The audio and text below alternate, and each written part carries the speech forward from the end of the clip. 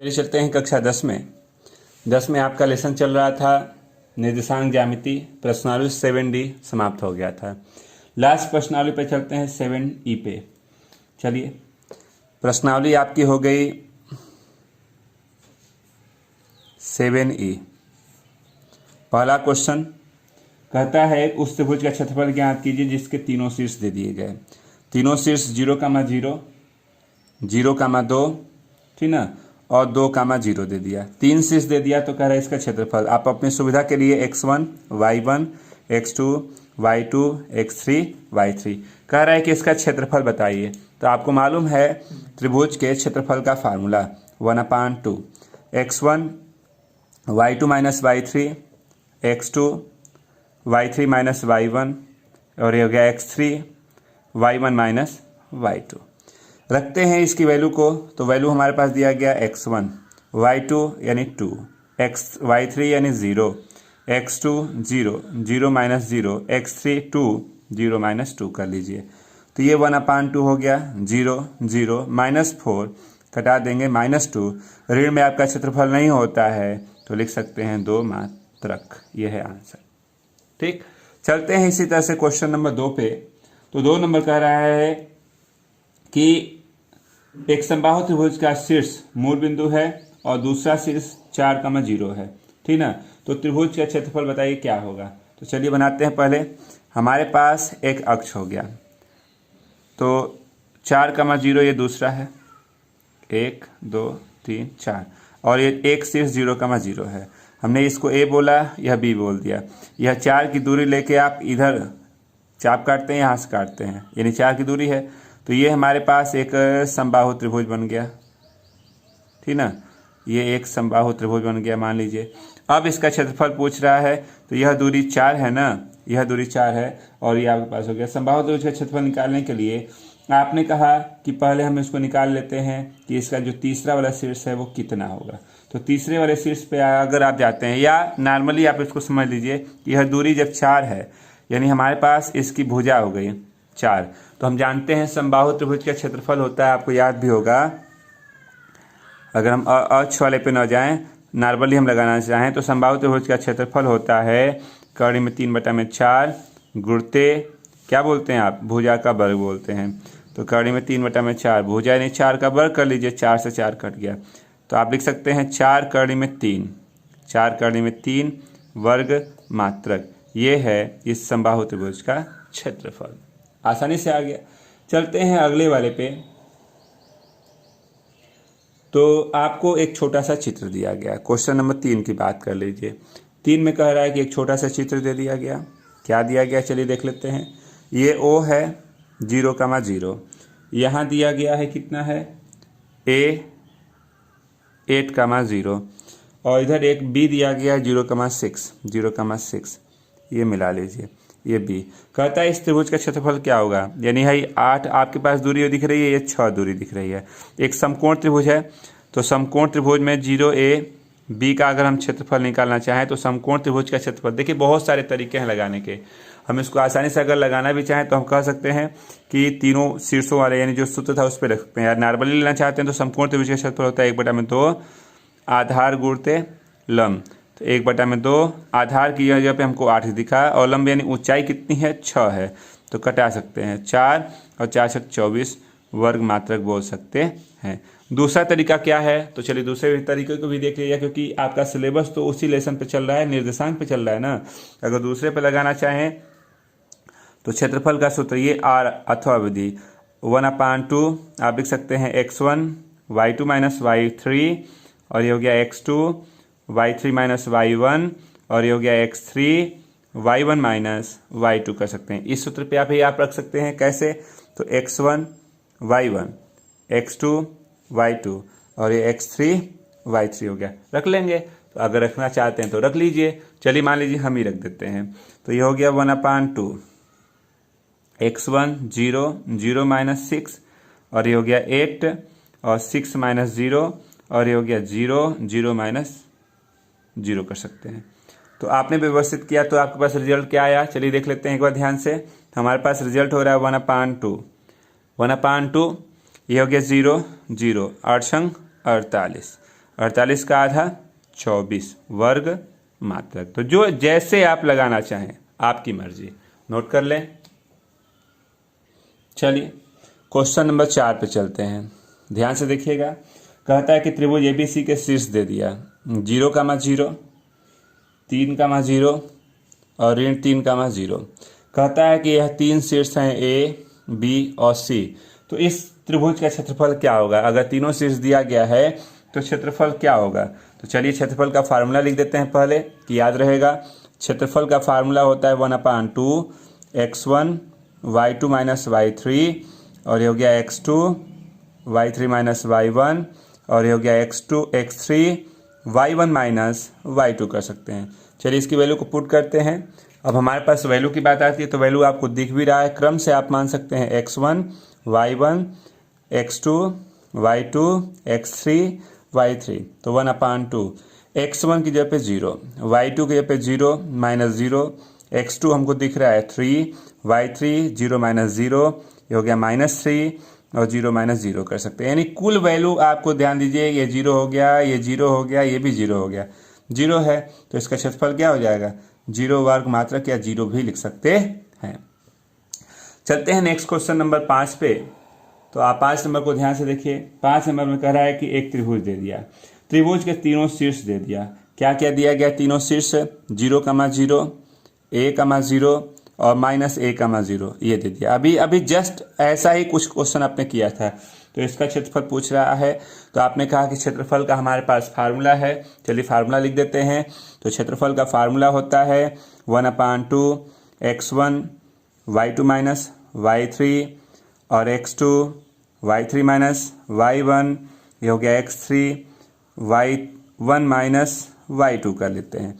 चलिए वैल्यू को पुट करते हैं। x1 की जगह पे 0, तो चलिए वैल्यू रखें अगर, तो हमको x1 की जगह पे 0 दिखा, y2 की जगह पे 0 माइनस 0, x2 की जगह पे a है 0 माइनस 0, और ये हो गया x3 यानी -a।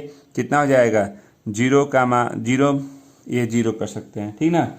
अगर हम इसको सॉल्व करते हैं,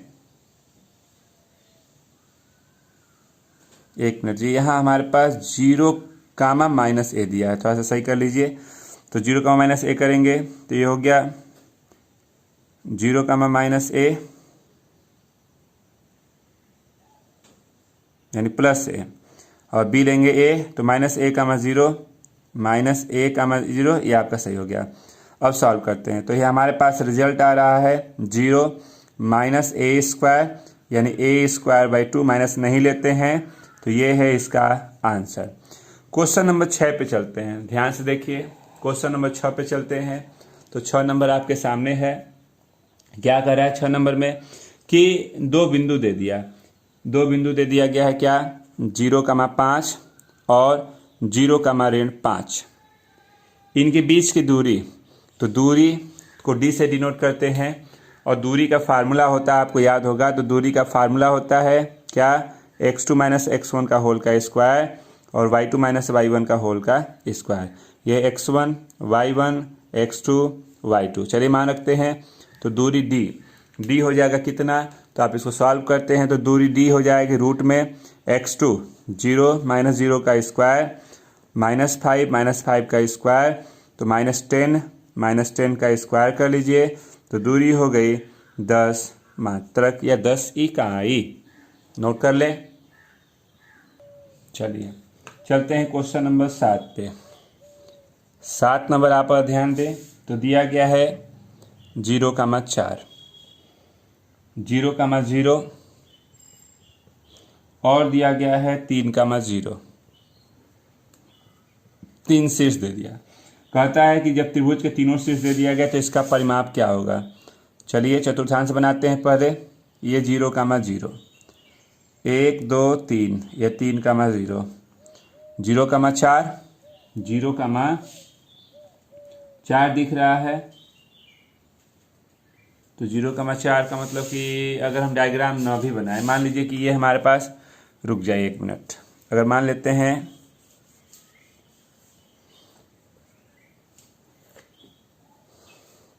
ये A है, B है, C है, हम तीनों दूरी निकाल रहे हैं यहाँ से। पहले ए बी निकालते हैं। ए बी मतलब दो बिंदुओं के बीच की दूरी। तो 0 ऋण 0 का वर्ग कर लीजिए और 0 ऋण 4 का वर्ग, 0 4 का वर्ग 16, यानी कि ए बी हो गया 4 मात्रक कह सकते हैं। इसी तरह से बी सी लेते हैं, इनके बीच की दूरी लेंगे तो x1 y1 x2 y2, तो 3 ऋण 0 का वर्ग और 0 ऋण 0 का वर्ग, तो ये हो गया 3 का वर्ग, यानी कि ये 3 मात्रक क्या है, ये बी सी। फिर सी ए की बात करते हैं तो सी ए मतलब इसके बीच की दूरी, तो हो गया 3 ऋण 0 का वर्ग और 4 ऋण 0 का वर्ग, यानी 3 का वर्ग 9 और 4 16, यानी 25, यानी 5 मात्रक। परिमाप होता है, आपको याद होगा कि त्रिभुज का परिमाप होता है, त्रिभुज ए बी सी का परिमाप अगर पूछ रहा है तो परिमाप होता है A B plus B C plus C A, तीनों भुजाओं का योग। ए बी 4, 3 और 5, 7 5 12 मात्रक लिख सकते हैं। ये आपका आंसर हो गया। चलते हैं अगले क्वेश्चन पे। तो अगला क्वेश्चन नंबर आपके पास 8 दिख रहा है। 8 नंबर कहता है कि एक बिंदु दे दिया P -6, 8 और मूल बिंदु को आप 0, बोलते हैं, जो ओरिजिन होता है। इनके बीच की दूरी, तो दूरी यानी d होता है, तो डिस्टेंस दूरी का सूत्र होता है x2 - x1 का होल का स्क्वायर और y2 - y1 का होल का स्क्वायर। तो दूरी d इज इक्वल टू हो जाएगा, चलिए रखते हैं 0 -+6 और 0 - 8, तो यहाँ पे हो गया रूट में 6 का स्क्वायर 36 और 64 और रूट में हो जाएगा 100, यानी 10 मात्रक लिख सकते हैं। ठीक ना, चलिए आगे चलते हैं। इसी तरह से क्वेश्चन नंबर 9 पे, 9 नंबर आपको दिया गया है। ध्यान दीजिए कि बिंदु हैं दो, क्या 4, P, एक अगला बिंदु दिया गया है 1, 0। कहता है कि इनके बीच की दूरी दे दिया 5, तो कहता है P की वैल्यू क्या होगी। 5 मतलब D ना, तो 5 यानी D बराबर रूट में x2 - x1 का होल का स्क्वायर और y2 - y1 का होल का स्क्वायर, तो हो गया 5, आप रूट में ही रहें, ऋण 3 का वर्ग 9 और ये P का वर्ग हो जाएगा। कर देते हैं वर्ग, तो 5 का वर्ग 25 और ये आपका वर्ग कर देंगे तो यह 9 धन P का वर्ग होगा। तो P का वर्ग बराबर 25 में से 9 घटा दीजिए, तो P का वर्ग बराबर 16, तो P बराबर वर्ग उधर जाएगा तो वर्गमूल लेंगे तो प्लस माइनस के साथ आएगा, यानी P की वैल्यू कितनी हो जाएगी, तो आप लिखेंगे P की वैल्यू ±4 हो सकता है। ठीक, नोट कर लें। चलिए चलते हैं क्वेश्चन नंबर 10 पे। 10 नंबर आपको दिया गया, ध्यान से देखिए। कहता है कि 3 बिंदु दे दिया, A 1, 2, B 0, 0 और C A, B। कह रहा है क्वेश्चन में कि संरेख है तो कुछ प्रतिबंध बनेगा, तो आपने कहा कि हाँ। आपके पास फार्मूला होता है कि संरेख है तो क्षेत्रफल बराबर 0। क्षेत्रफल का फार्मूला लिख लीजिए, x1 y2 - y3 और ये हो गया x2 y3 - y1, ये हो गया x3 y1 - y2 is equal to 0 कर ले। चलिए रखते हैं 1/2 हट गया 0, रखते हैं x1 1 y2 0 - b, x2 0 x3 a 2 - 0। चलिए हल करते हैं, तो -b 0 का 0 हो गया और 2a, यानी 2a - b is equal to 0, यानी हम इसको इधर ले जाएंगे तो 2a is equal to b। ये है आपका रिलेशन।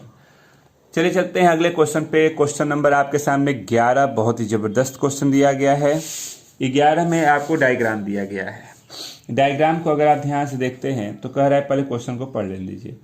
डायग्राम में कह रहा है कि आपके स्कूल में खेल कूद क्रियाकलाप आयोजित करने के लिए एक आयताकार मैदान ABCD में चूने से परस्पर 1 मीटर की दूरी पर पंक्तियां बनाई गई हैं।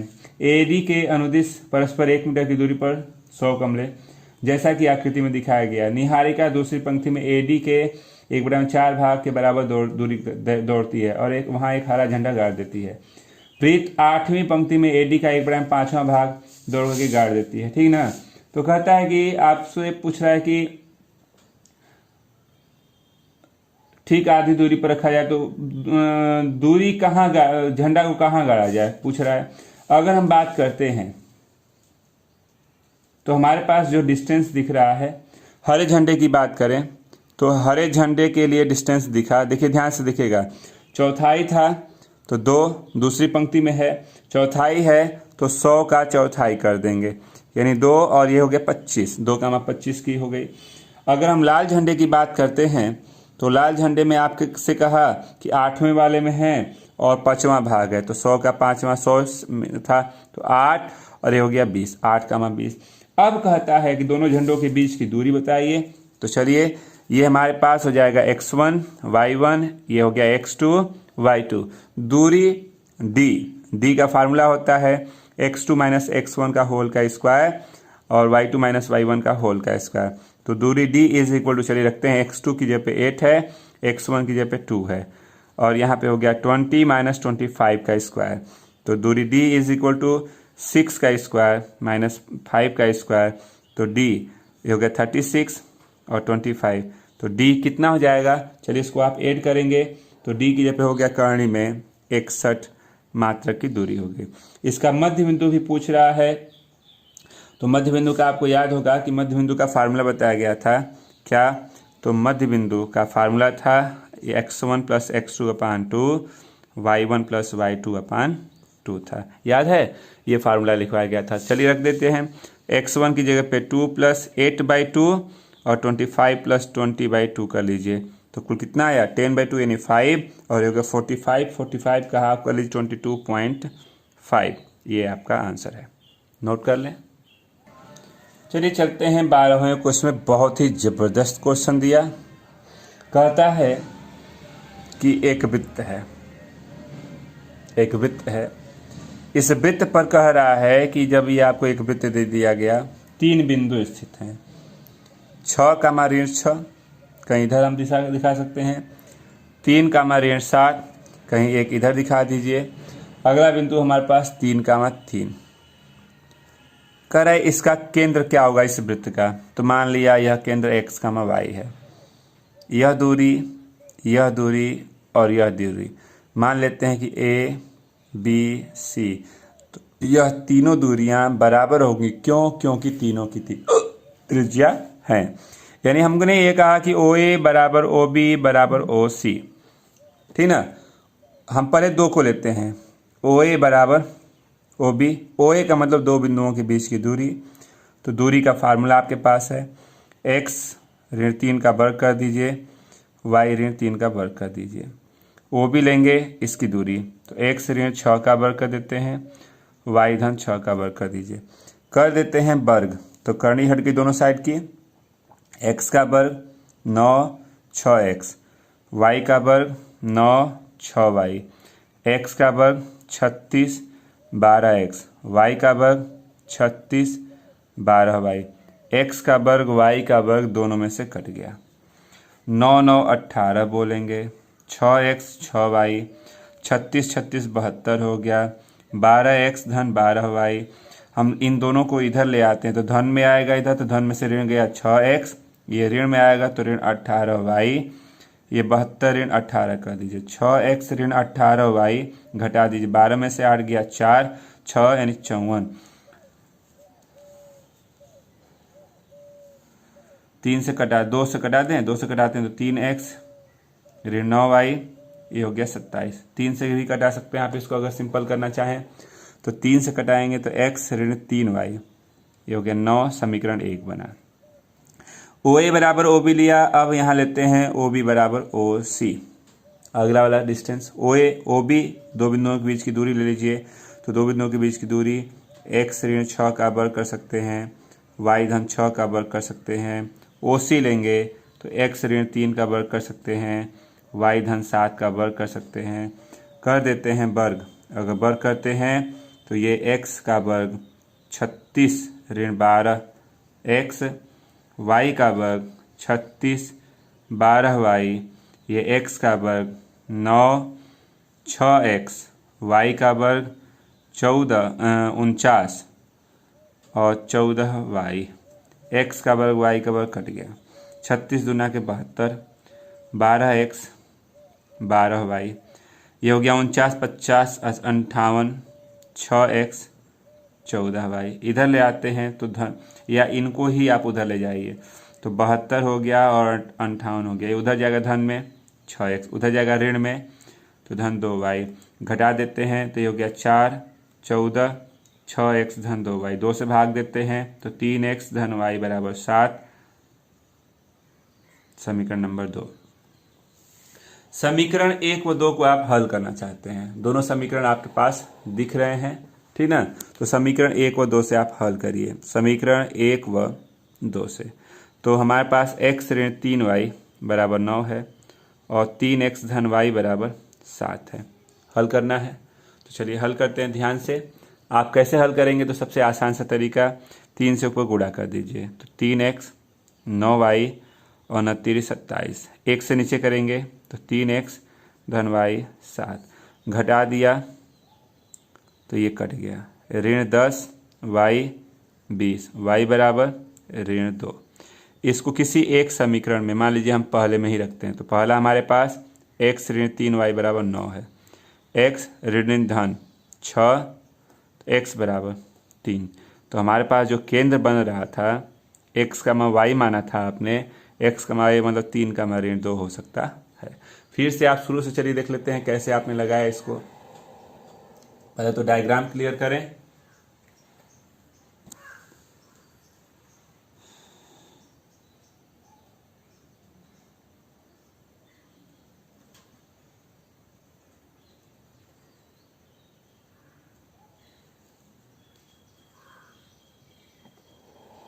चलिए नीचे चलते हैं, नोट करते चलिए।